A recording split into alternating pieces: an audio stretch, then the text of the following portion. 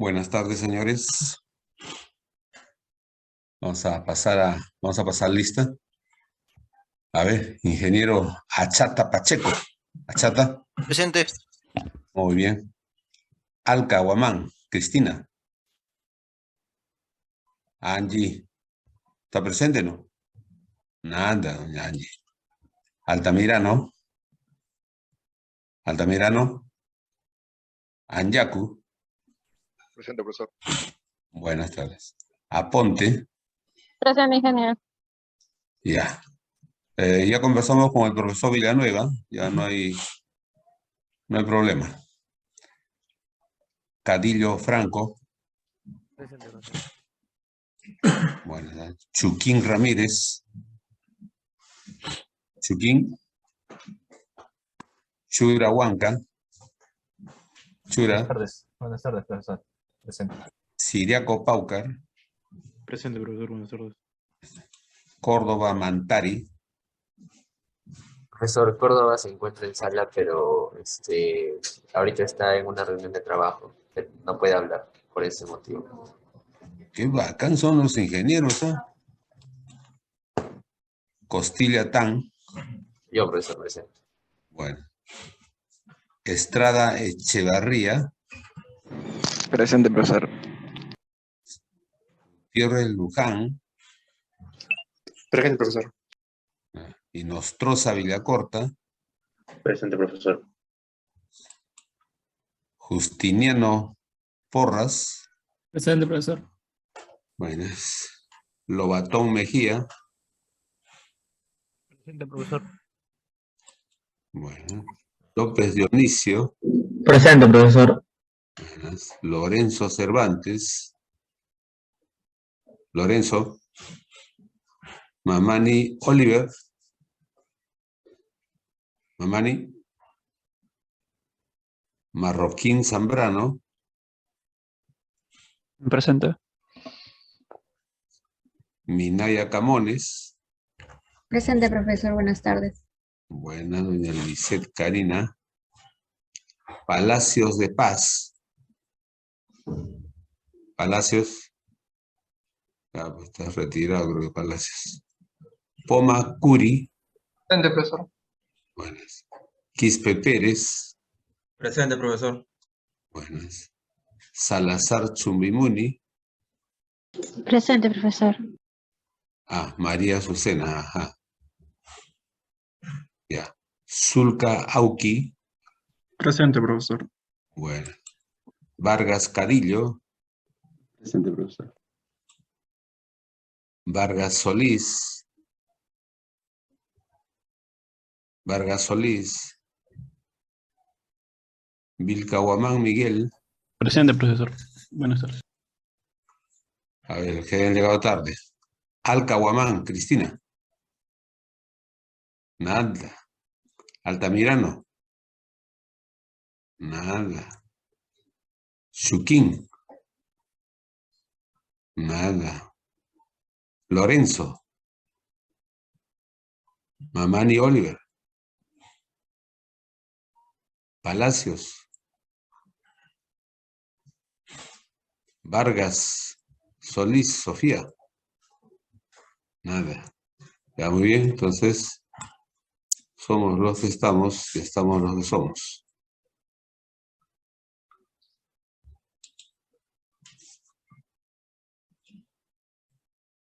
Registrados.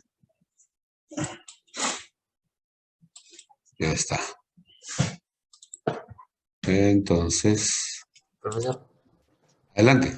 Sí, bueno, respecto al caso de la señorita Ponte, el ingeniero Villanueva, me comuniqué con él y me comentó de que usted iba a corregir la nota de manera distinta, ¿no? ¿Nos podría informar cómo es ese detalle? Porque creo que en ese caso no le convendría tanto al estudiante. No sé si la cosa es de que ya las notas de la primera y la segunda, eso ya está y eso no se modifica. O sea, se puede hacer compensaciones adelante, pero hacia atrás nada. ¿No? Eso ya está registrado. Entonces, Creo que con el tema de notas anteriores se puede hacer un levantamiento de nota mediante carta. No sé, ya eso es algo interno con la estudiante misma. Ya ahí no interviene otra persona. Ya vamos a ver. Ok, está bien. Entonces, mm,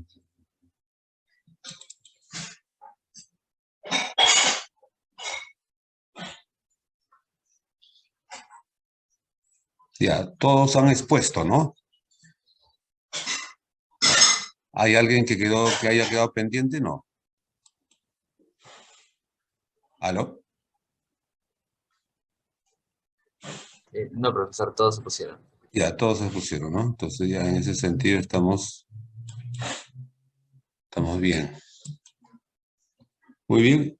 Bueno, pues sale en el último número de la revista FIS News que un grupo de estudiantes ha ganado un concurso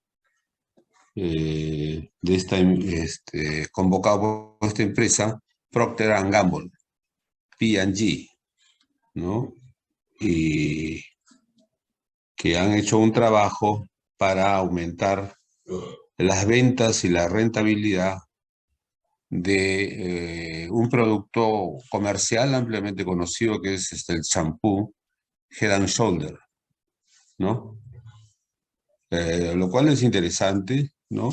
Y espero que ustedes participen en más de esos concursos porque creo que están totalmente preparados para competir con los muchachos, con sus colegas de la de Lima, Católica, Pacífico. Y también quien se está metiendo por los palos es la UTEC, ¿no? Entonces, bueno, han competido y finalmente sus compañeros han ganado el concurso. Entonces, le preguntan, pues, en qué ha consistido el concurso y cuál fue su propuesta, ¿no? Entonces, bueno, los objetivos del concurso era proponer una estrategia para aumentar las ventas en unidades, ¿no?, del champú, pero también al mismo tiempo levantar la rentabilidad por línea de producto que se tendría que evidenciar en el indicador utilidad neta sobre inversión, ¿no? El ROI, ¿no? Utilidad neta sobre inversión. Entonces, bueno, dijo, bueno, ¿cuál fue su propuesta para levantar las ventas? Para incrementar las ventas. Bueno, entonces dijeron que ellos se habían inspirado en un juego, en un game, ¿no? O que en general son modelos, pues, de business game, ¿no? Entonces, que ellos habían creado un sistema por el cual aquel que compraba, vamos a decir, por primera vez, se ganaba, además de comprar el objeto, el producto, se ganaba unos puntos, ¿no? Y cuando iba a comprar por segunda, tercera vez, esos puntos le servían de descuento, ¿no? Entonces, digamos, de la manera más fría, esa era la propuesta. Pero lo bonito es de que esos puntos no solamente son puntos fijos, por decir, 20 puntos y cada punto, por decir, está valorizado, vamos a suponer, en 10 centavos, ¿no? Sino que había la posibilidad incluso de jugar con los puntos, ¿no? Y por tanto, ganarse los puntos de una manera divertida. Entonces, y bueno, eso de parte del jurado, pues le ha significado, vamos a decir, el apoyo del jurado, que han visto que el juego no está separado vamos a decir, del objetivo más frío, que es vender más unidades, ¿no? Sino que pueden ir de la mano, uno no daña al otro, ¿no? Entonces ya esta propuesta resultó la más calificada y ganó, ¿no? y después ya han hecho los otros ajustes para que ese mayor volumen de ventas se exprese también en mayores utilidades netas, ¿no? Tanto a nivel de producto como por volumen o por lote de producto, se exprese en que el ratio utilidad neta sobre inversión sea más alto, ¿no? Entonces, y finalmente le preguntan, ¿y cómo calificaría usted la propuesta que lanzaron? Bueno, dice, la propuesta fue, primero, concisa. Segundo, fue completa. Y tercero, pues, totalmente viable, implementable con los aparatos, con los sistemas que actualmente tienes. Y de ahí para adelante, ya pues, ya, eso es el futuro que les toca desarrollar, ¿no? Entonces, finalmente le dicen, ¿tú podrías resumir en qué consistió tu propuesta? Entonces le dice, sí, primero fue una propuesta concisa, ¿no? Si compras, te llevas tu producto y te ganas puntos. Con esos puntos obtienes descuentos en tus próximas compras. Ya, esa es la propuesta concisa y concreta. Pero además de ser concisa, es completa, porque no solamente abarca vender más unidades del producto, sino también lo que el empresario quiere más, ¿no? Que ahora las utilidades han aumentado y que la rentabilidad también ha mejorado. Y lograron eso, claro, dice, eso también se ha logrado, es un logro, ¿no? Entonces, digamos que esos dos grandes procesos, el relacionado con las comunicaciones públicas, el relacionado con el expendio, ¿no? De productos, han ido de la mano, pues el público satisface su necesidad y la empresa también porque su ratio es más alto que si no hubiesen hecho lo que el proyecto está haciendo, ¿no? Entonces, muy bien, así de sencillo, ¿no? Muy interesante, ¿no? Entonces, ahora, claro, esos productos, algunos son fabricados en Perú, pero la mayor parte son productos importados por Procter & Gamble de una serie de países, ¿no? Por ejemplo, en lo que son las pastas de dientes, hay mucha variación, mucho movimiento. Si ustedes se dan la curiosidad cada mes que compren su jabón o su pasta de dientes y quieran cepillarse, lean como un entretenimiento la etiqueta y van a ver que van a encontrar algunas veces, por ejemplo, en lo que es pasta de dientes, hecho en Chile, importado para Perú. Otras veces, hecho en Argentina, importado para Perú, ¿no? Entonces, ya varían, pero el objetivo principal es bajar los costos, ¿no? Esa es una cosa que no hay que perder de vista. Ahora, eso llevado al comercio internacional, ¿qué relación tiene? Precisamente, ¿no? En otro salón, en otro curso que tengo, los muchachos han propuesto su primer avance del proyecto usando todavía sus gorras de cachimbo, ¿no? Entonces se les ha preguntado a ver en qué productos ven posibilidades de ventaja competitiva, ven posibilidades de desarrollo de sus negocios. Pues los muchachos del curso se han puesto, están recontra entusiasmados, ¿no? Y han escogido productos como, por ejemplo, el maíz morado para la exportación. Después, el producto enlatado de pescado, ¿no? Para la exportación. Después, el camote morado para la exportación, ¿no? Bueno, no sé si tendremos productos derivados del petróleo para la exportación, solamente en el caso de un trabajo que ha hecho sobre petróleo, no ha mencionado ningún potencial para la exportación, pero sí en el caso de la minería, ¿no? O sea, todo el mundo quiere comprar oro, ¿no? Y hay escasez de yacimientos, ¿no? Entonces ahí tenemos nosotros un... Ahora, ¿qué es lo que sacamos sobre todo de los productos maíz, tipo maíz morado, camote morado, y también pescados típicos digamos, vamos a decir, de la costa peruana, como por decir el bonito, la raya u otros? Como creo que alguna vez comentábamos, los migrantes peruanos en sus tierras quisieran ellos, obviamente, mantener sus costumbres, ¿no?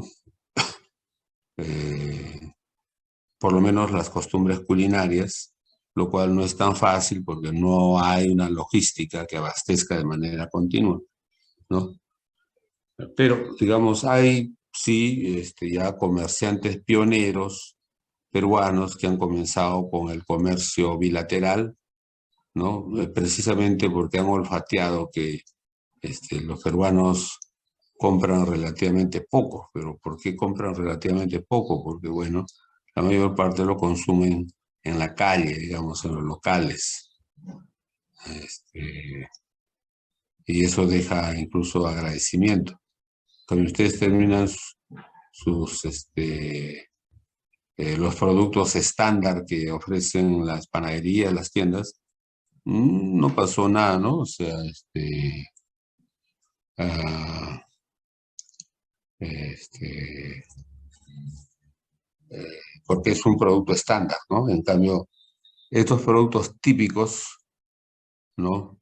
Son productos, como se dice, de añoranza o de recordación. O sea, la gente los demanda, sobre todo cuando están en el extranjero,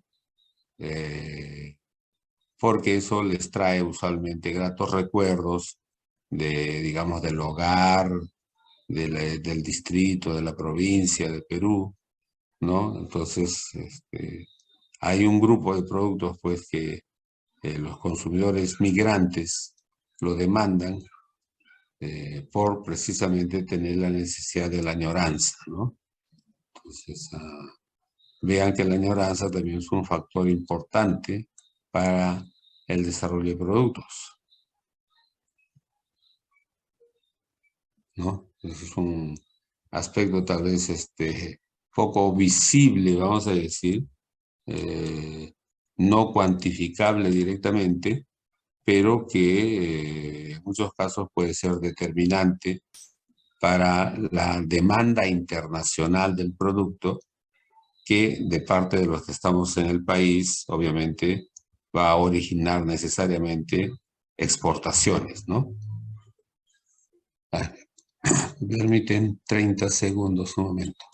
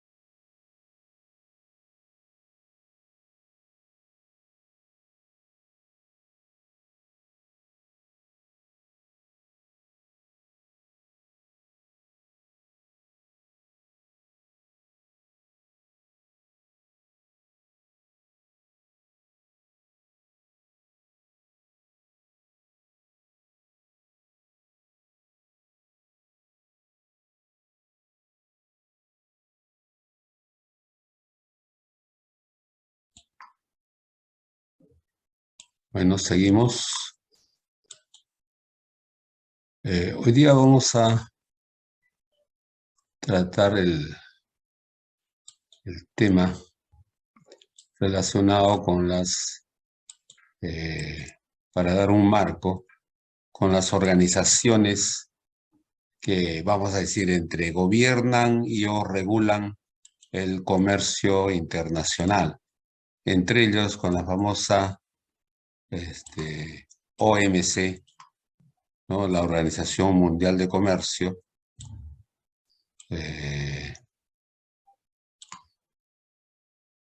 que reemplaza, ¿no? Está reemplazando en todos sus derechos y obligaciones a lo que fue anteriormente el famoso GATT.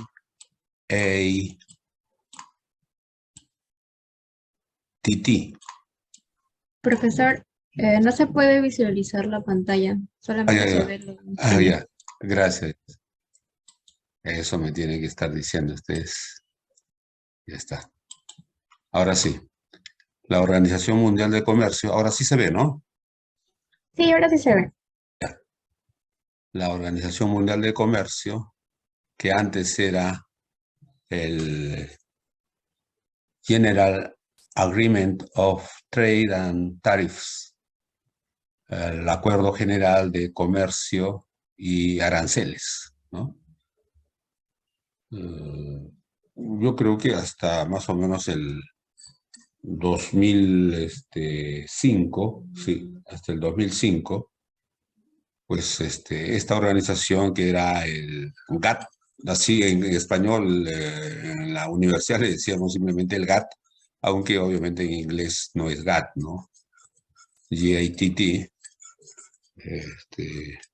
era pues la gran organización que gobernaba el comercio exterior.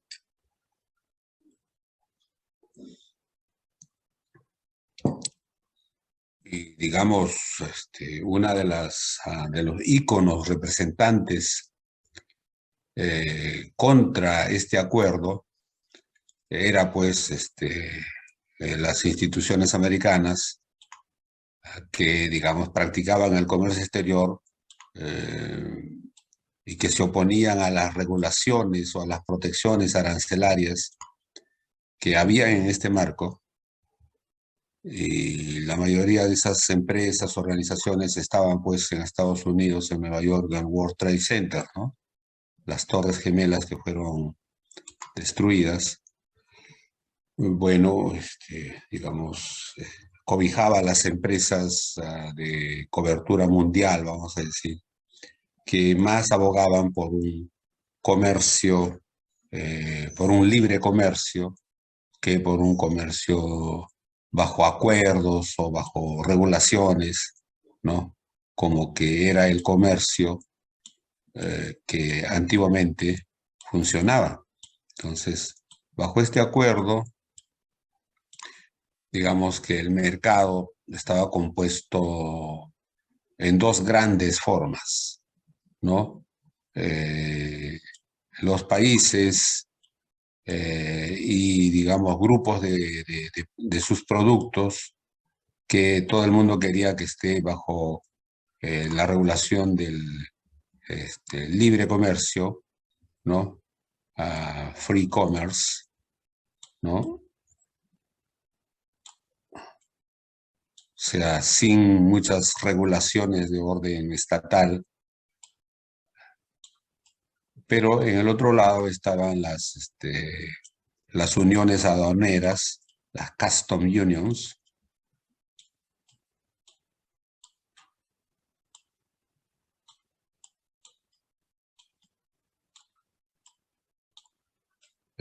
bajo la cual pues habían diferentes formas de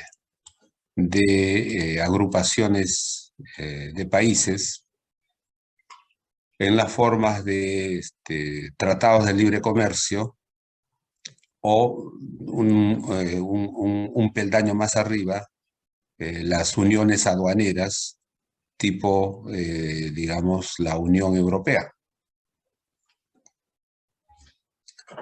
¿no? En América Latina también tuvimos,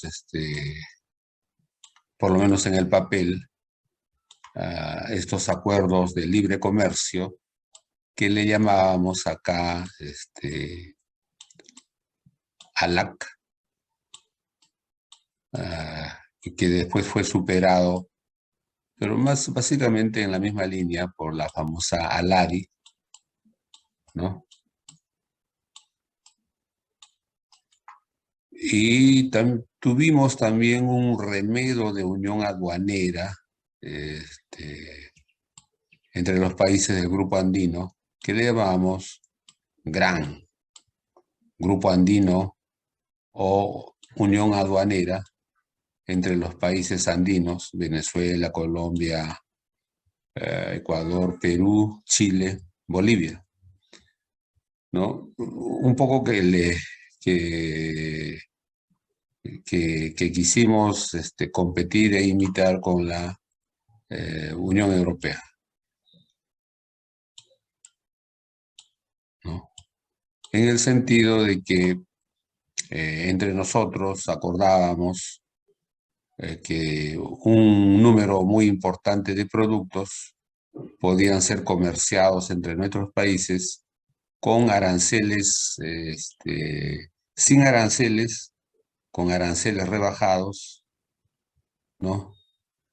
Pero solamente entre nosotros. Hay una ventaja interna entre los asociados. Pero si ese mismo producto venía de fuera, de estos países, esos otros productos tenían que pagar aranceles más altos.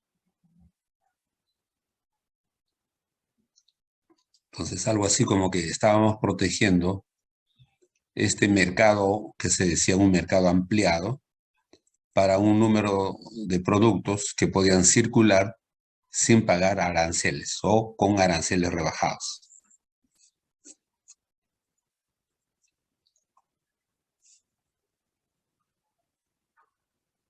¿No? Algo que también pasaba entre los países europeos, ¿no? Había en la práctica casi un libre comercio entre ellos, mas no así con los productos de los países extracontinentales. Ellos sí, para ingresar a la Unión Europea tenían que pagar un arancel alto,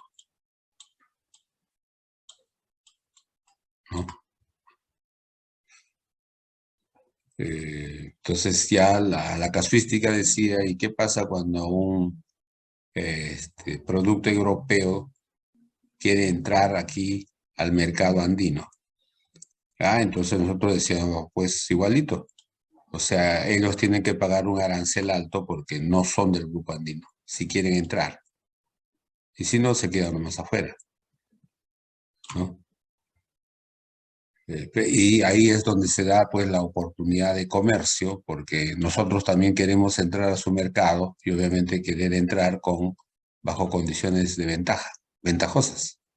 Entonces ahí los europeos nos dicen, pues es una con otra. Tú me dejas entrar libre o con aranceles rebajados a tu país, y ahora yo en cambio te dejo entrar a la Unión Europea con aranceles libres o rebajados, ¿no? Entonces, eso precisamente amerita pues una negociación entre las partes, ¿no? Para ver del 100% de una lista potencial de productos, ¿no? Digamos, aquí están los europeos y aquí están los sudamericanos. Entonces, cada quien tiene que negociar con el otro, ¿no? ¿Qué lista de productos te doy con arancel cero o arancel rebajado?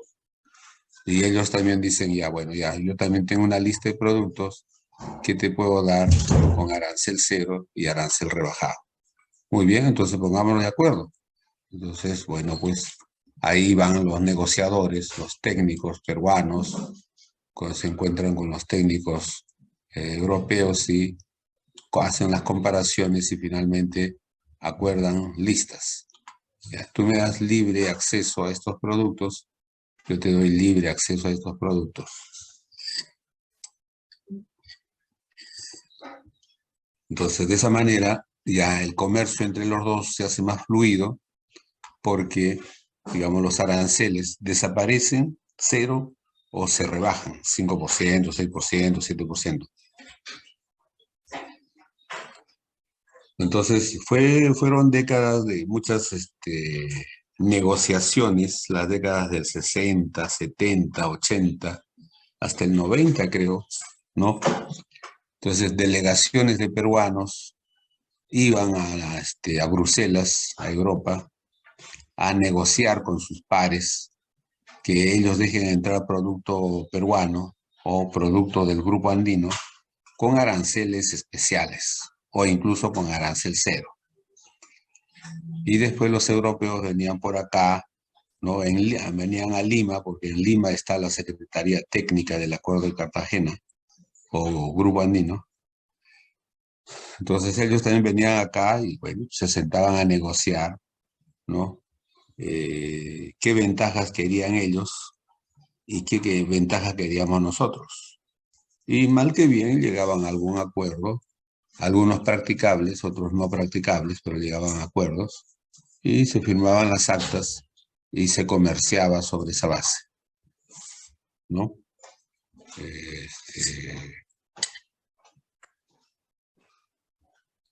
Claro que en esos años no había tanta transparencia como hay ahora, ¿no?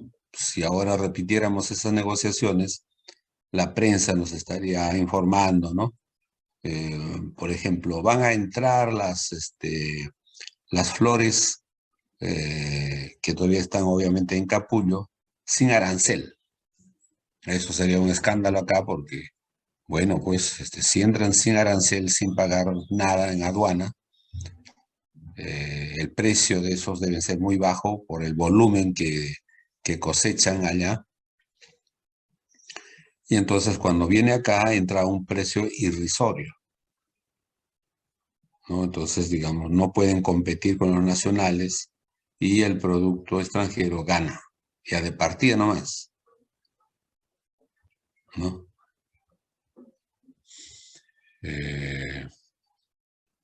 Pero ahora con la mayor transparencia que están dando la prensa a los temas económicos, creo que eso no pasaría así tan desapercibido sin generar una tremenda controversia, ¿no?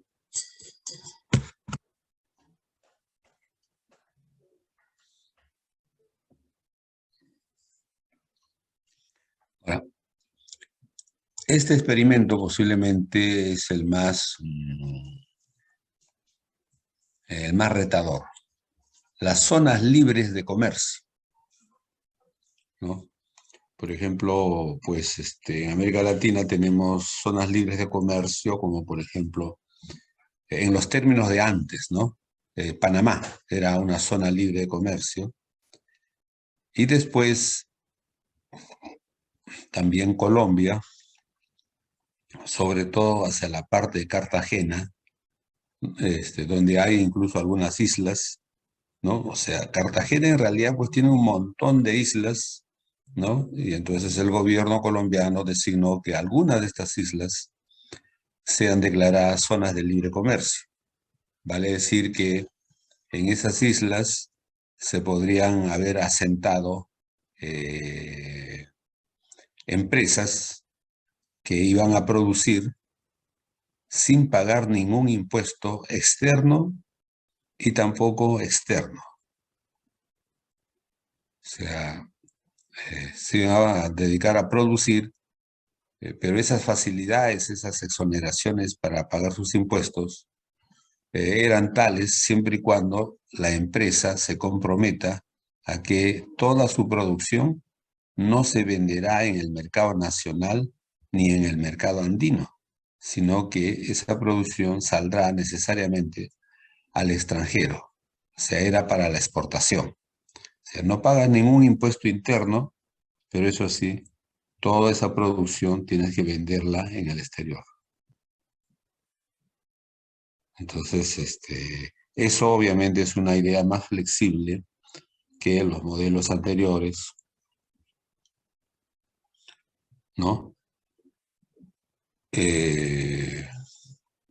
Pero la gran pregunta, pues, es, digamos, siendo aparentemente estas zonas libres más ventajosas que las otras, ¿por qué, digamos, no se multiplicaron como el pan y los peces, ¿no? Y sirvieron para dar beneficio a poblaciones más grandes?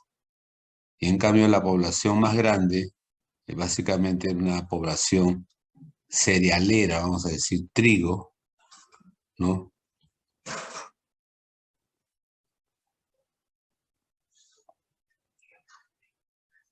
Que se producía, pues, que se produce incluso en gran abundancia, y por lo cual, digamos, ese país o esas zonas que producen este producto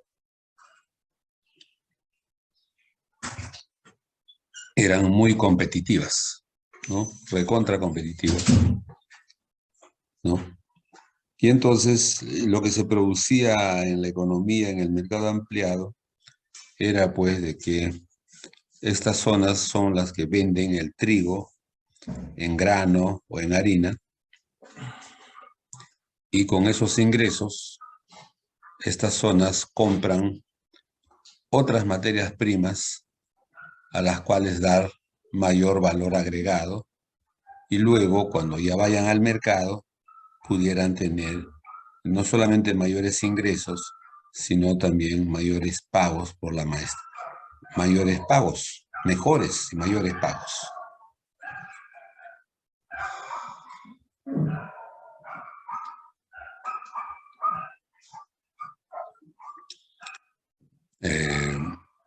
Bueno, lo que ocurrió en gran medida fue de que la mayor parte de los países en vías de desarrollo, ¿no? Que alguna vez la prensa mundial los denominó el grupo de los 77, porque formaron una asociación de países en vías de desarrollo, ¿no? Y ellos mismos se autodenominaron el G77. Estos países en realidad tenían como planes industrializarse, pero protegiendo a su producción local, bajo la amenaza de que si competían de igual a igual, con Alemania sobre todo,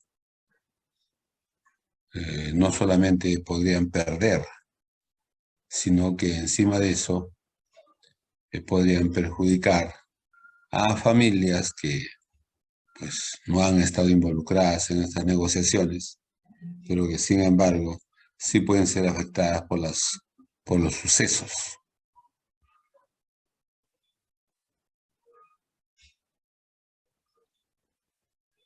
¿Mm? Entonces, este grupo de países de los 77 en realidad era más partidario del modelo de la Custom Union, ¿no? Que de las áreas de libre comercio, tipo ALAC o tipo ALARI, ¿no? Porque, digamos, estas formas para funcionar requieren muchas reuniones, muchos convenios. En realidad son foros, ¿no? Y que comparativamente tienen pocos recursos físicos,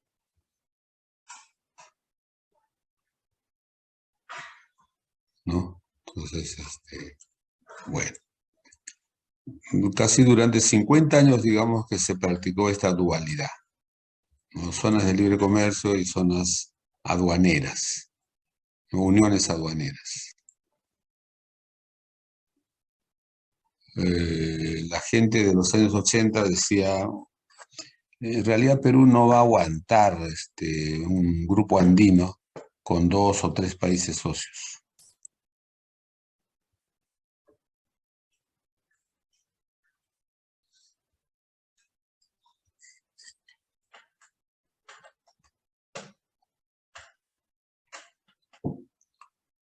Entonces,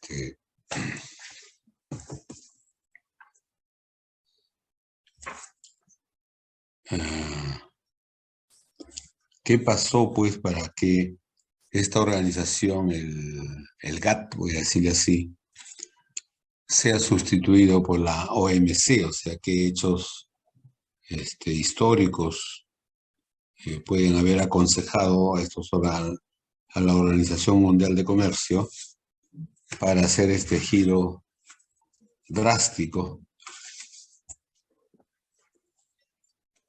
¿no? Y no, si bien es cierto que estos modelos se conservan en el papel y minoritariamente existen todavía en el mundo, por aquí y por allá, lo que sabemos es pues de que más bien se crearon, se inventaron eh, estos tratados de libre comercio, tratados de libre comercio del TLC,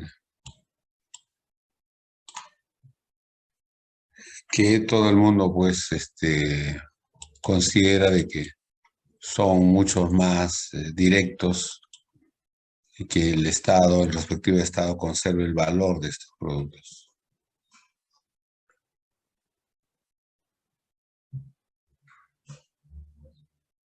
¿No? Los tratados de libre comercio.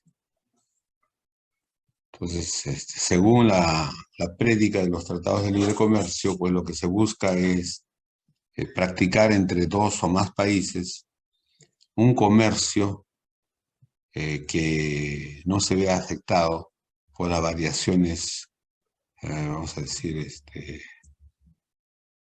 mm, no sé cómo decir esto, muelares, voy a decir, en el sentido de que en las zonas de libre comercio, al inicio, son un gran reto para los empresarios que tienen costos altos. Y si no tienen ningún proyecto de mejoramiento o no tienen ningún proyecto de mejora de la economía, en realidad cualquier crítica que se le haga a estos modelos mayormente no tiene mayor sustento, en el sentido pues de que algunos proyectos pilotos donde se declaró que era totalmente legal no pagar impuestos sobre las utilidades e incluso tampoco pagar impuestos sobre los dividendos cobrados por los socios, para de esa manera estimular mayor consumo de madera, mayor consumo de la casa o del departamento, ¿no? Todos esos aspectos, digamos, no han funcionado tan bien, digamos, en el contexto del Acuerdo General de Tarifas y Comercio, del GATT, y más bien ahora con estos nuevos tratados, ¿no? Se busca que en un breve tiempo se efectivice, ¿no? Lo cual requiere mayor trabajo de calle, vamos a decirlo, de campo.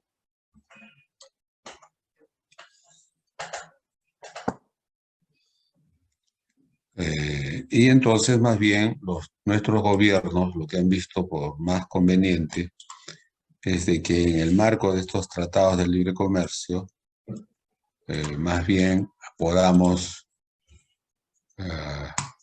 poner algunas pocas medidas siempre y cuando se cumplan. O sea, lo importante es aquí que se cumplan más que figuren.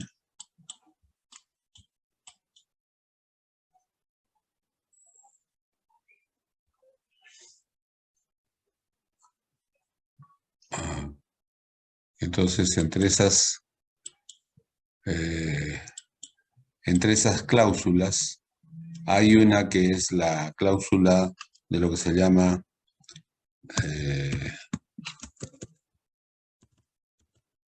cláusula de la nación más favorecida,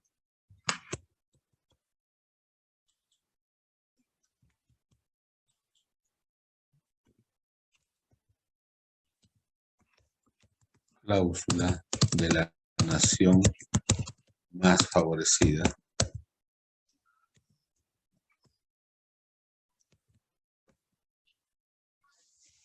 ¿No? Que dice que cuando dos o más países negocian entre ellos derechos y libertades,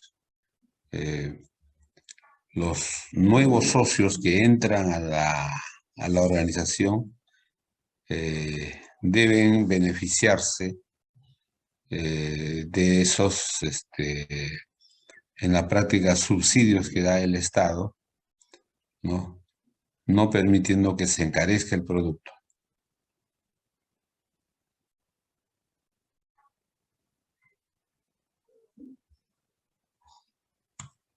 Entonces, con esta cláusula lo que se hace es de que los grupos de naciones no discriminen a otra.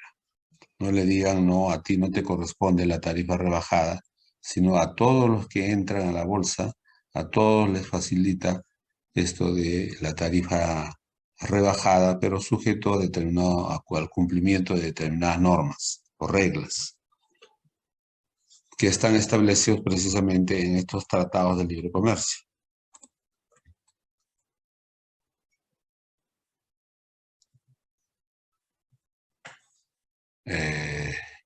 Y entonces, esta cláusula de nación más favorecidas supuestamente sería una de las más responsables para haber generado la situación de libre comercio.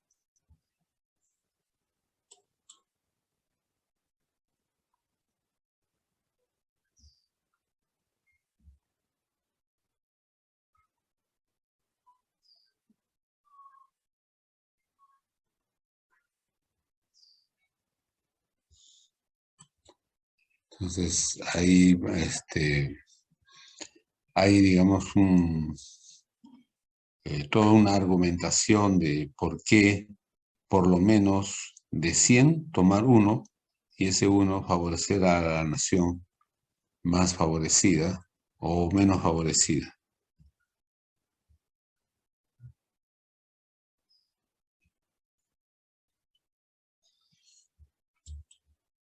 Ahora, cuando estos tratados de libre comercio se popularizan y los países descubren de que tú puedes hacer esto de dotar de un mecanismo por el cual el servicio de los préstamos fluyan rápidamente al interesado, pero al mismo tiempo es bueno anticiparle de lo que se viene para no tener no tener sorpresas, ¿no? Entonces, ahora,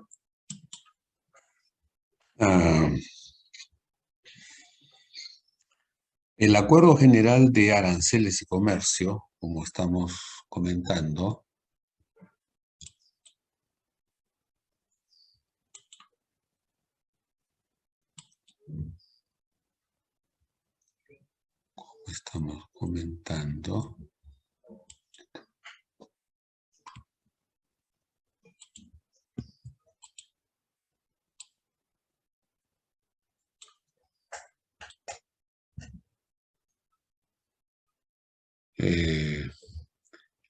digamos, tuvo como una de sus principales finalidades abolir las ineficiencias practicadas por este organismo mundial, ¿no? Porque claramente es una actividad de las más antiguas o de las más ricas del calendario de festividades, ¿no?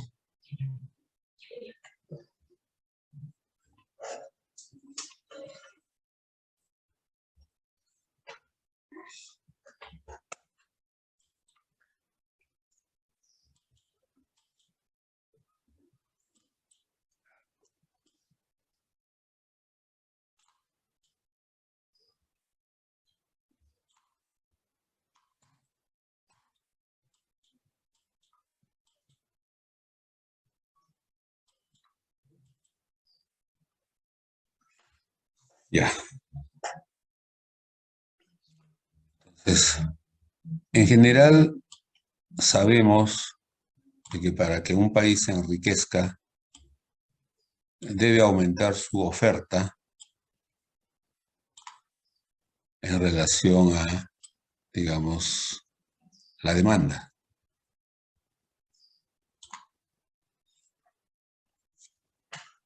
¿no? Están las cantidades, están los ingresos.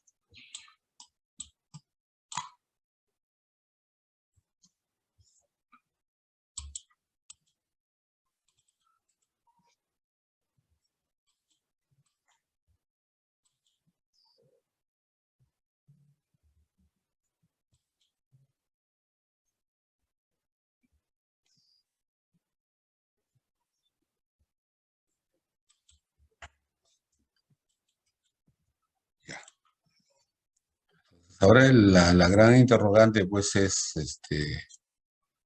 muy bien, o sea, en el papel está bonito de que si cambiamos de paradigma vamos a mejorar los precios, pero no necesariamente. Por ejemplo, nosotros primigeniamente estamos acá y lo que estamos haciendo es incrementar la oferta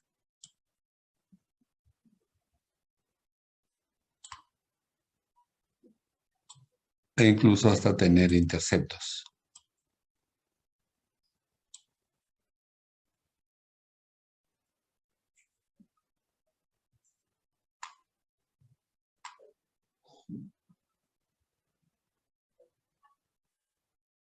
Ahora, para originar estos shifts, estos cambios, estos virajes, no es tan fácil. O sea, que la curva de oferta gire simplemente por mandato.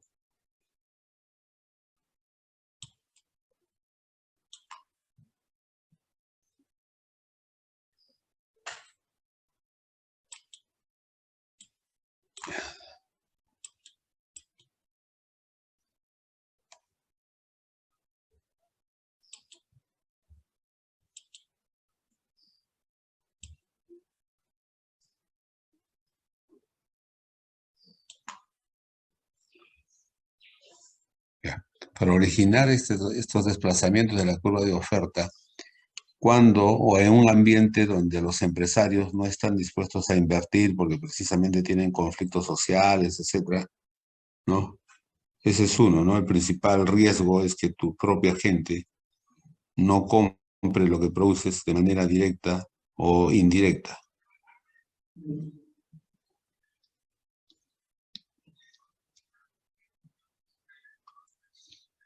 Lo otro son, digamos, que tú puedes vender de manera indirecta a través de traders, ¿no?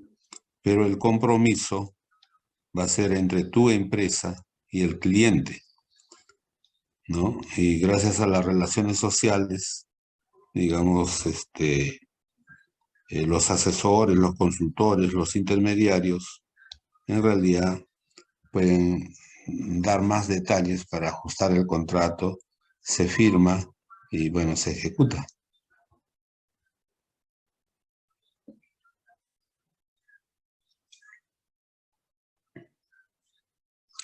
Pero en materia de comercio exterior, los volúmenes son altos, las inversiones son fuertes, y entonces, así nomás no hay personas de que puedan ser tan imaginativas y buscar esas propuestas.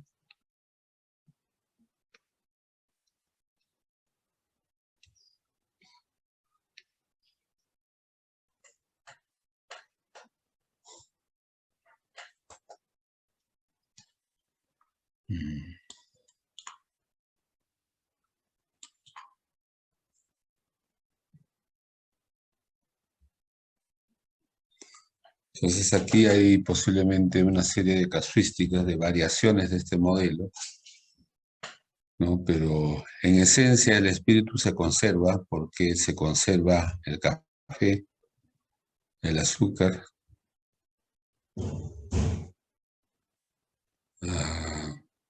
en cantidades obviamente reducidas, médicamente controladas.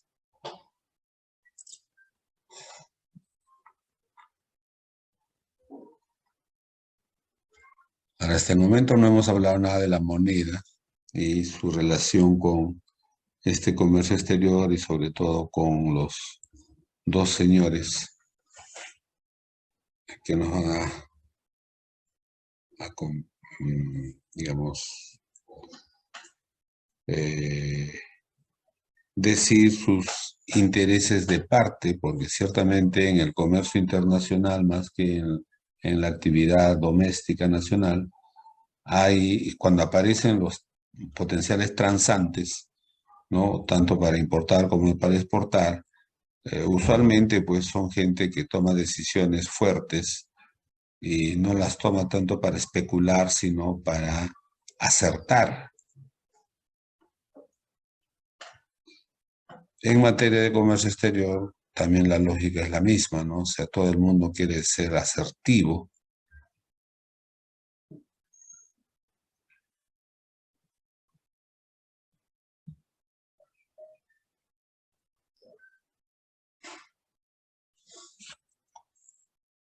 Bueno, siguiendo.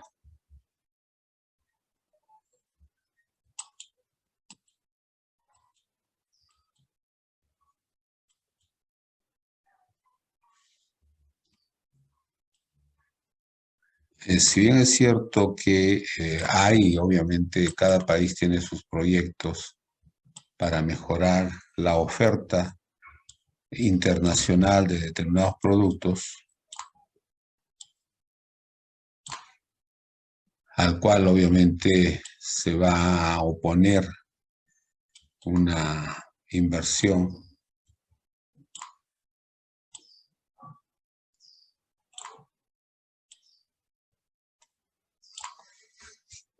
¿no? Entonces, estos cruces son posibilidades ciertas que el mar, o en todo caso, digamos,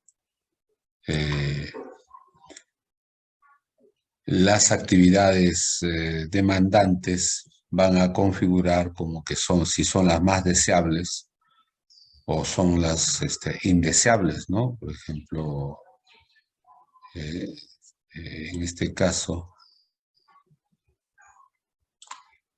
cuanto más te alejes de una curva que esté señalada como que es la más real, la que más pueda suceder,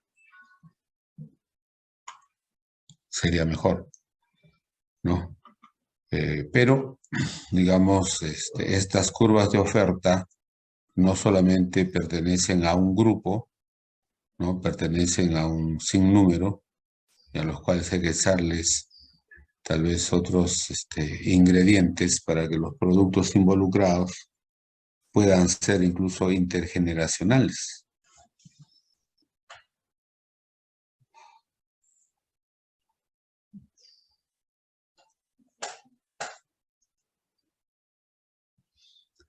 Y es que no todo puede ser visto solamente en el corto plazo, en el sentido de que me gusta este producto hoy día y supongo que me gustará toda la vida, sino más bien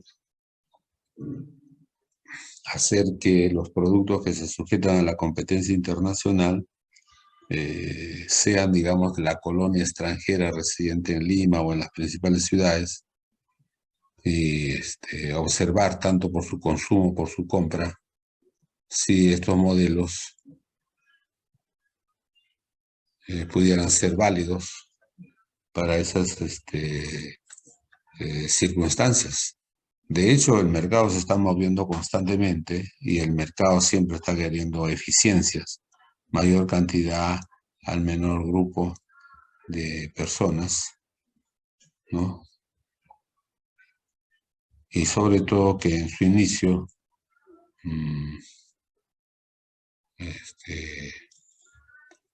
todos los mercados internacionales no son eficientes, y si dijéramos, bueno, que los estudiantes a veces salgan a encuestarlo. O sea, los estudiantes pueden salir, pueden encuestar, ¿no? Pero no necesariamente capta las señales del animal, ¿no?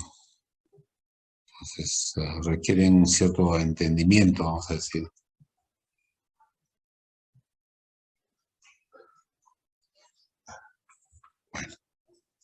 Otro aspecto relevante, ya está, son el comercio exterior con las reservas internacionales, especialmente con las reservas internacionales luego de Suecia, ¿no? Que es el país más grande de esa zona, del norte, de la parte nórdica, ¿no? Pero que puede influir sobre otros países que, si bien es cierto, por el clima no tienen una oferta diversificada, pero en los pocos productos en los que se han especializado, digamos, tienen bastante influencias en los precios de los productos internacionales, ¿no?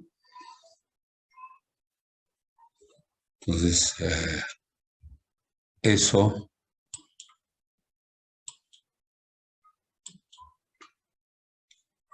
digamos, lo podemos simbolizar, por ejemplo, para el caso de un producto muy conocido que viene de la parte nórdica. No sé si ahora que estamos frescos de haber pasado por la Semana Santa, ustedes han usado este pez seco.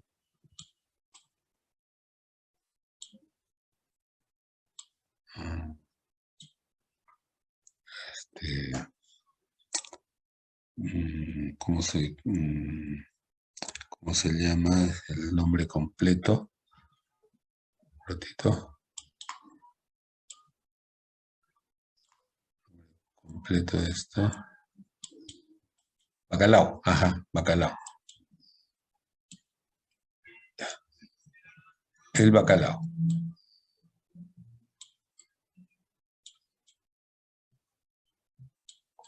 Que ahora tiene usos más ampliados, porque lo puedes usar para la medicina, como lo puedes usar para el menú, el bacalao.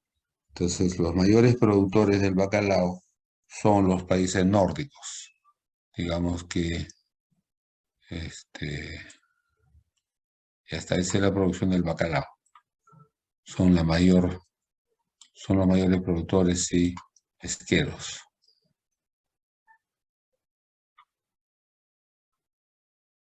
En comparación, digamos, con otras naciones que mayormente casi no tienen el equivalente, ¿no? Como por ejemplo Perú no tiene mayor producción de bacalao. Diferente a Chile, que tiene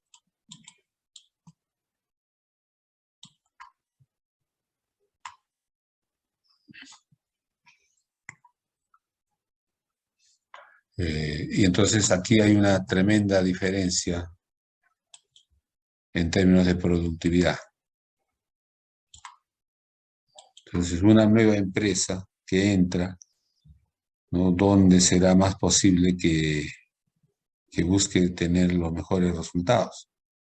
Claro, digamos, podría ser el grupo 6, pero si comparas al grupo 6 con el grupo 5, pues un grupo tal como un grupo 5 de países, digamos, que podrían estar en una zona intermedia, siempre va a tener, vamos a decir, precios relativamente más altos que, digamos, un país típicamente pescador y conservero, como, vamos a decir, Estados Unidos, u otro país. Y entonces, digamos, el precio al cual puede vender en el mercado internacional, pues es infinitamente o muy bajo. P2, si bien es cierto, es menor que P1, pero, digamos, P2, con P2 se produce hasta, se pone Q1, ¿no? Y entonces, la diferencia de productividad entre los que producen poco y entre los que producen mucho, va a determinar en cierto modo quién está mejor capacitado para soportar al mercado.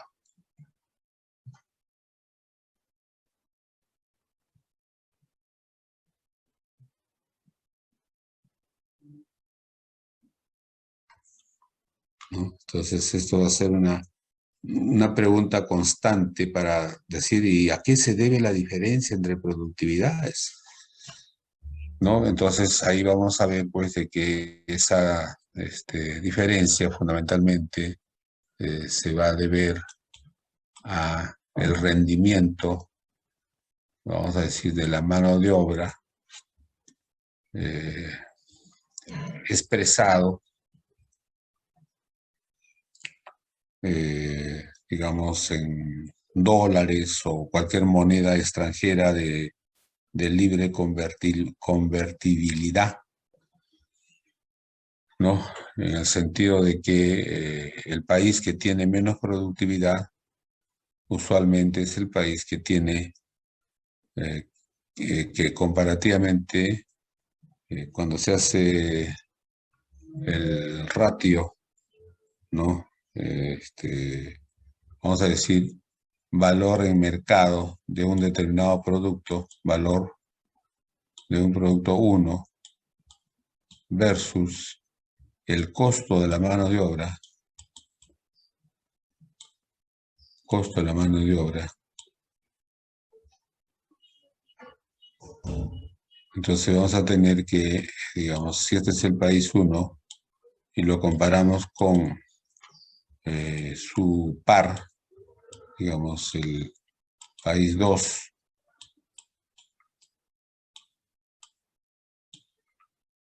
entonces,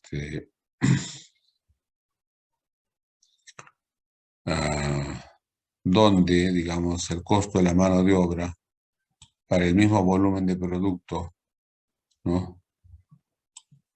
Vamos a suponer que sea superior. Entonces, si es superior esta cantidad de productos sobre el costo de la mano de obra, obviamente este solo término va a ser menor, porque va a bajar.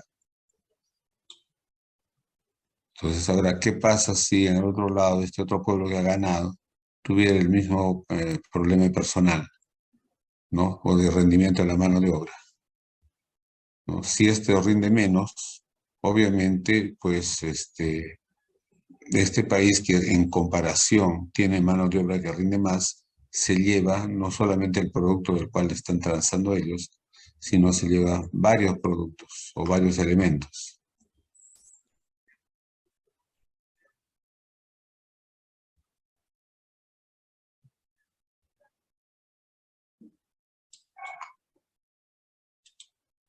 Y entonces el factor mano de obra se va convirtiendo siempre en el factor de comparación por excelencia, no solamente en los términos de cantidad, 10 horas, 20 horas, 30 horas por cada producto, sino también viene ya el otro asunto, la calidad comprometida.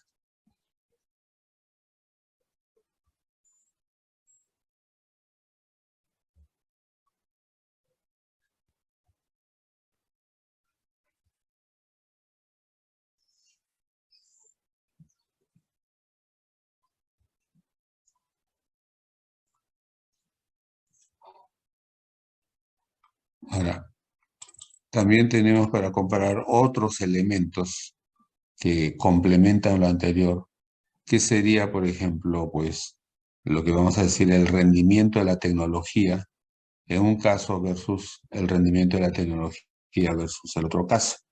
Vamos a suponer que todos los elementos físicos en ambos países son comparables, por no decir que son iguales. Y ahora la diferencia de opinión va a ser en función de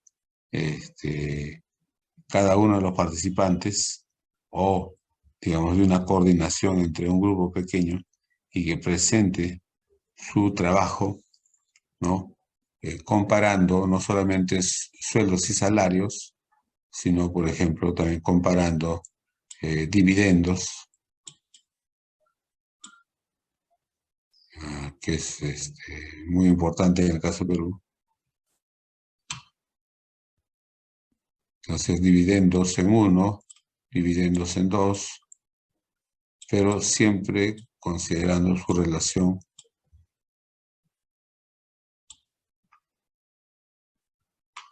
¿no?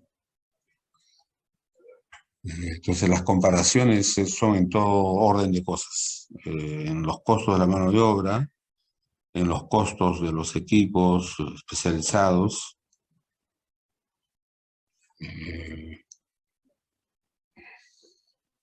y pues pasar a barrer o preparar la casa en el sentido de sacar los productos antiguos, así estén funcionando, pero ya no dan la funcionalidad que los otros sistemas sí dan.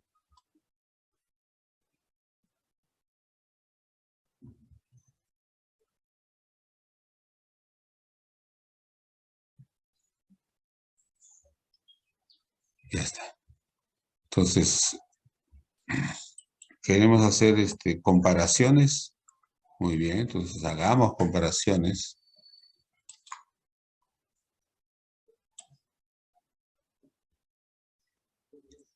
¿No? De las variables relevantes. Entonces dijimos que una función de producción lo podemos representar de una manera extendida porque tiene que jugar con el consentimiento legal, la tecnología de punta,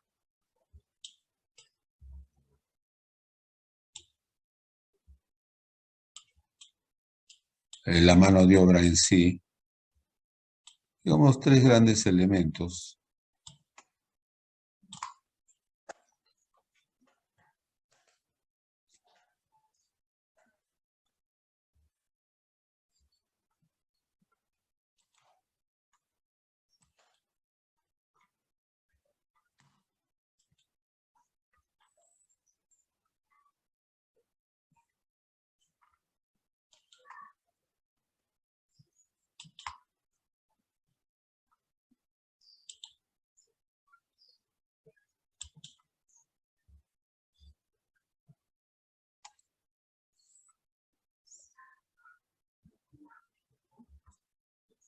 ¿Dónde se me fue?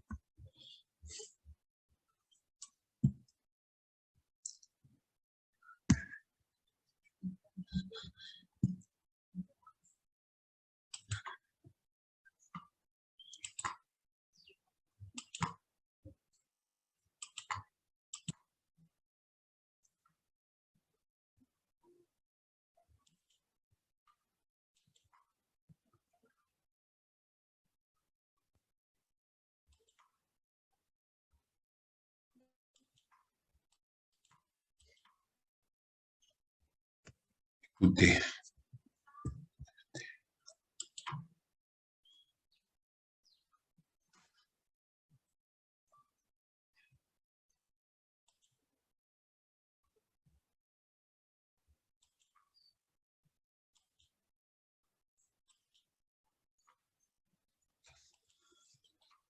Ya. Entonces,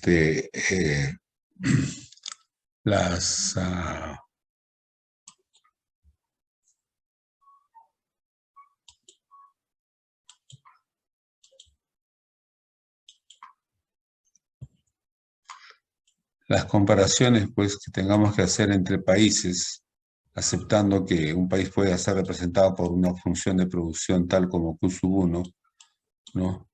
Y que para esta producción, pues, todos los países hacen uso de trabajo, labor, y también todas las formas habidas y por haber de capital, ¿no?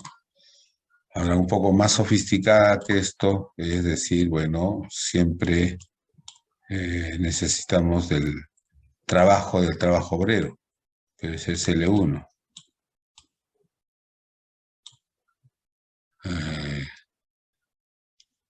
Trabajo, digamos, más calificado, tecnificado, L2. Y vamos a decir L3, tamaño más calificado, graduado.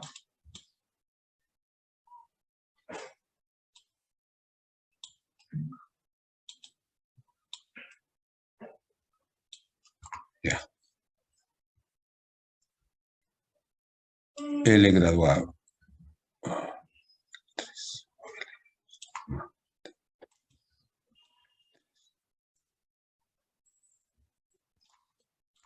Ya.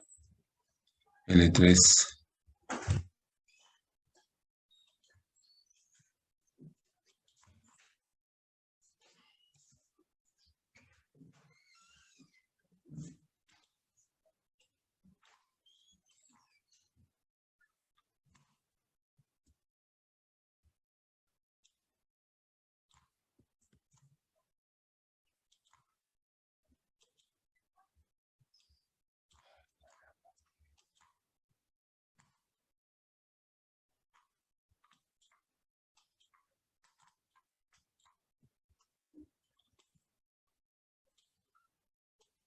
Y todas las formas de capital, habido sí por haber, capital físico, capital financiero, capital técnico, o sea, diferentes formas de capital.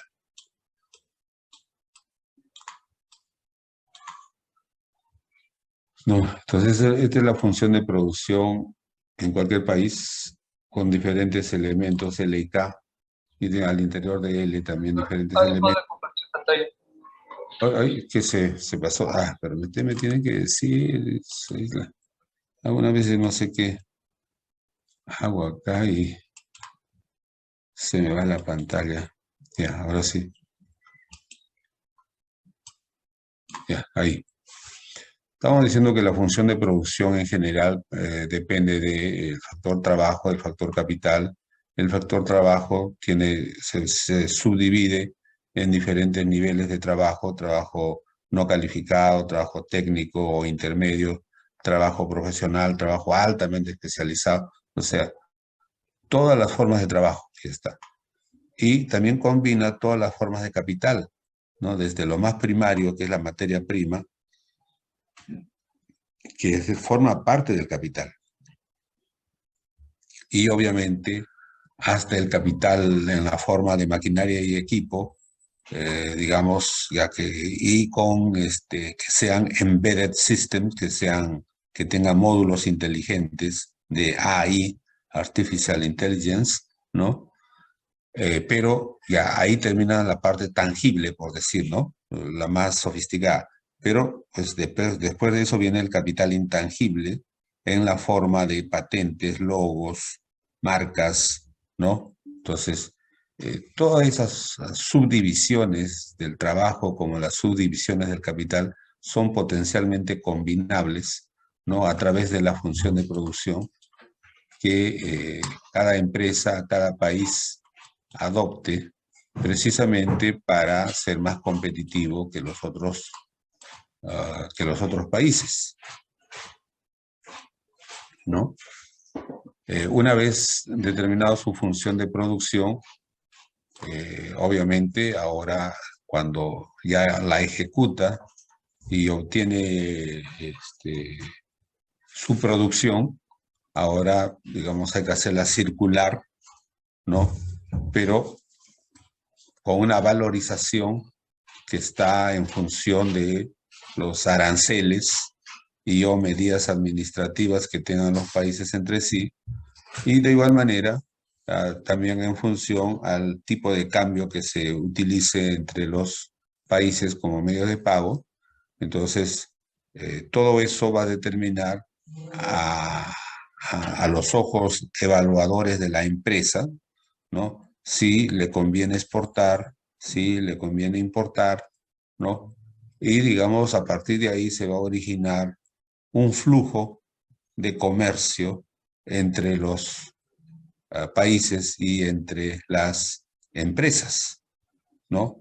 Y digamos, ese flujo no es eterno, ¿no? Esos flujos pueden ser redireccionados, o esos flujos pueden ser detenidos cuando una o más de las variables anteriores que hemos citado se modifiquen, algunas en contra, otros a favor de los transantes, ¿no? Por ejemplo, si uno se preguntara, ¿qué ha pasado en el Ecuador que ha adoptado una política por la cual ya no utilizan su moneda nacional, sino que se han dolarizado, utilizan el dólar. Entonces, ¿cómo le afecta al Ecuador o cómo le beneficia en todo caso haber adoptado el dólar como sinónimo de moneda nacional, ¿no? Siendo un país que tiene, porque es un país en vías de desarrollo, que tiene baja productividad, ¿no? Y sin embargo, ahora va a usar una moneda típica de un país desarrollado que tiene alta productividad. O sea, ese giro, ese nuevo patrón ha hecho que Ecuador ya sea tipo Estados Unidos, tenga esa eficiencia, esa productividad, esa competitividad tipo Estados Unidos, o más bien el adoptar el dólar como su nuevo patrón monetario, más bien, digamos, le ha quitado ventajas y sigue siendo, y se ha acentuado como un país exportador de materia prima. O sea, por ejemplo, ¿no? Para irnos a un país vecino, extremo, versus, digamos, el caso colombiano, donde el dólar es bastante restringido. O sea, a diferencia de Perú, donde tú puedes cambiar tus dólares en cualquier esquina, ¿no? En Colombia solamente puedes cambiar, y efectivamente, porque la policía te está persiguiendo ahí, puedes cambiar solamente en casas de cambio. Y no es que las casas de cambio sean abundantes, son bien restringidas, en determinados sitios nomás hay, ¿no? Y ahí incluso cuando vas a hacer el cambio, tienes que llevar tu pasaporte, tu DNI, o sea, tienes que dar una serie de evidencias, ¿no? Entonces, ¿por qué? Porque ese país ha decidido que su comercio minorista o su comercio interno, más su comercio exterior, esté valorizado en su moneda nacional. Ya está, ¿no? Entonces, ahora, si comparamos esos dos casos extremos, Ecuador, Colombia, o sea, ¿cómo influenció la total compenetración con la moneda extranjera por parte de Ecuador versus la menor compenetración con esa moneda extranjera, digamos, en el caso de Colombia? O sea, eso impulsó comparativamente más las importaciones y exportaciones en Venezuela que en Colombia, o sucedió lo inverso, ¿no? Entonces, eso obviamente está sujeto al análisis, ¿no? Y, por ejemplo, esto que ha pasado en el Ecuador, donde muchas comunidades se han levantado por el encarecimiento del precio del petróleo y la gasolina. Se supone que todos ya sus precios estaban en dólares y todos los pagos que ellos hacían estaban en dólares. En ese sentido, ¿no? O sea, a diferencia nuestra, que nosotros ganamos en soles, pero que tenemos que en la práctica comprar muchas cosas en el equivalente al dólar, en especial la gasolina, ¿no? Entonces, si la gasolina subía en dólares, bueno, nosotros nos afectaba porque el tipo de cambio también se afectaba y tenemos que pagar más. Pero en el caso del Ecuador ya no tenía que suceder eso. ¿Por qué? Porque pues todo está en dólares, ya estaba en dólares, ¿no? Entonces se supone que ellos ya eran más inmunes a estas variaciones del comercio internacional en comparación a Perú, pero en Perú, aparte de hacer ese amague de paro nacional de este lunes que ha pasado, mayormente no pasa nada en términos de protestar por el precio de la gasolina, que se ha vuelto exorbitante, ¿no? En cambio, en Ecuador, donde teóricamente ya no debería pasar este tipo de cosas, más bien hacen toda una movilización, casi obligan al presidente a renunciar, por motivos precisamente de los aranceles que se tiene que pagar, ¿no? Entonces, la cosa en sí misma no está tan definida como una fórmula matemática que diga esto sí, esto no. Posiblemente hay otras variables concomitantes que puedan entrar, ¿no? Y darnos una variación interpretativa de lo que estamos viendo. Pero bueno, al margen de eso, el hecho es de que cuando ya, digamos, un país mismo, vamos a decir el país Ecuador, tiene que decidir, ¿no? ¿Qué produce más? Vamos a suponer que aquí Ecuador es muy conocido por sus bananos. Y vamos a suponer aquí telas, ¿no? Entonces, en un determinado momento, las combinaciones que Ecuador hace es así, ¿no? No, a la inversa.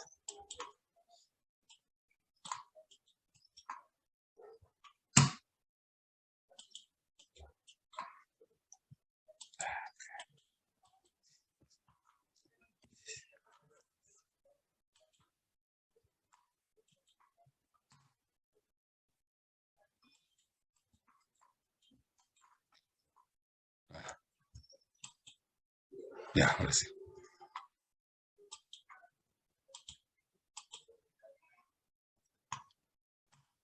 Vamos a suponer que en un comienzo estamos así, o sea, Ecuador produce mucho banano y relativamente poca tela. Ya está. Están ahí.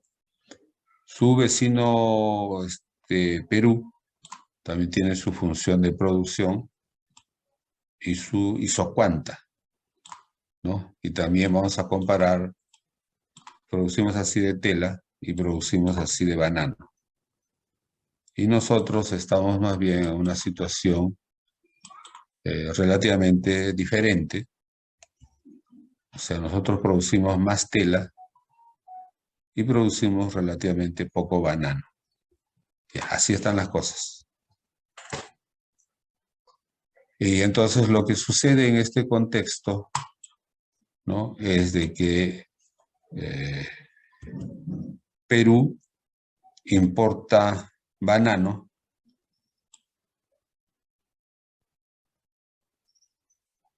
porque la producción nacional no alcanza.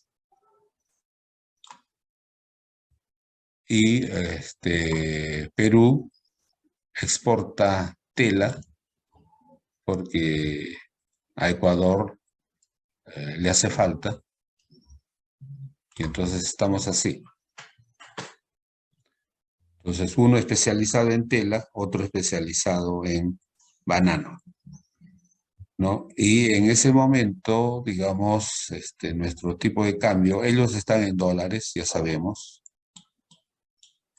En cambio, nosotros tenemos un tipo de cambio. Vamos a decir que estamos 4 soles a 1, 4 por $1, así estamos. O sea, en este contexto estamos así.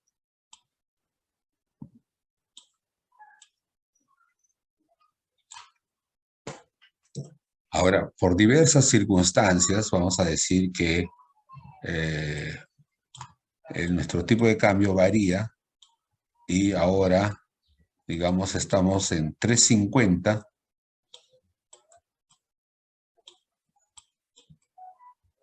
por cada dólar.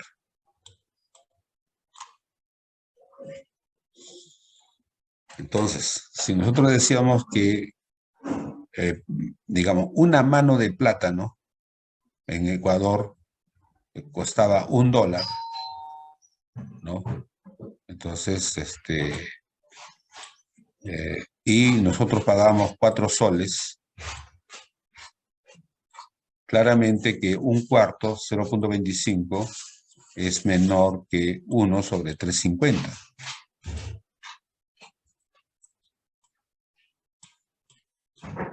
Lo que estoy diciendo es de que cuando los plátanos estaban a 0.25 la mano, más barato que 1 sobre 3.50, nosotros comprábamos más plátano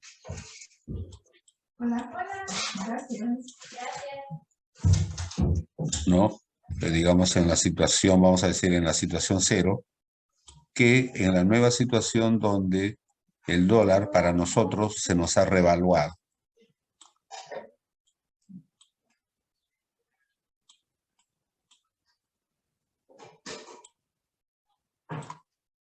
¿No es cierto? Entonces, ahora que estamos gozando de un menor tipo de cambio, 3.50, ¿no? Vamos a comprar menos plátano del Ecuador.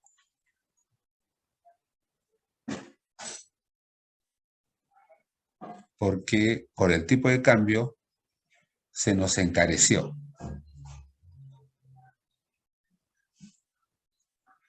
¿Ah? Se nos encareció. A menos que en Ecuador sucediera alguna otra cosa diferente al tipo de cambio, pero si solamente alteramos el tipo de cambio, ¿no? Ahora nosotros vamos a comprar menos plátano.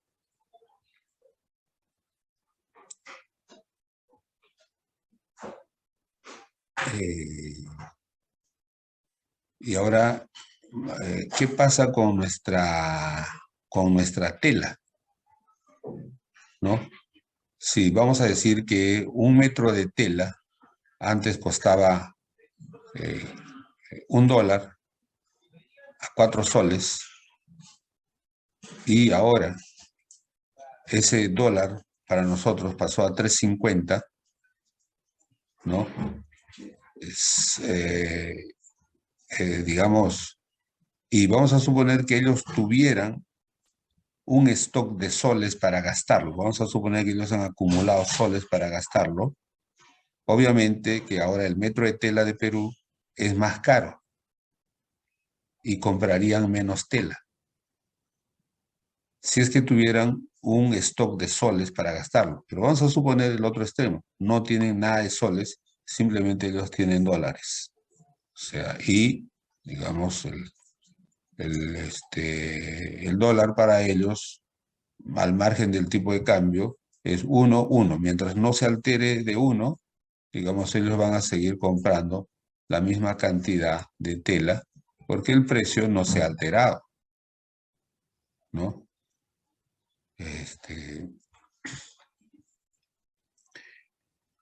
En el caso del Ecuador, pero en el caso de Perú, que sí tenemos soles y tenemos dólares, entonces ciertamente que vamos a sufrir posiblemente algunas consecuencias, porque claramente, digamos, nosotros sabemos que para cualquier comprador internacional, nuestra tela se encareció. Al pasar de 4 soles a 3.50, nosotros sí sabemos que para nosotros la tela se encareció, ¿no? Entonces, esto solamente tomando en cuenta la variable tipo de cambio. Ahora, si en adición a la variable tipo de cambio nosotros tomáramos en cuenta la variación posible de los aranceles, ¿no? Y no necesariamente el arancel va a variar en la misma dirección del tipo de cambio, sino puede variar de manera contraria. Entonces, ahora obviamente, ¿cuál de los efectos es mayor? ¿El efecto del tipo de cambio o el efecto del arancel para hacer que exportemos más o importemos más? Entonces, los analistas en general dicen, miren, tanto los aranceles, que creo que le dijimos que eran TX, como el tipo de cambio, ¿no?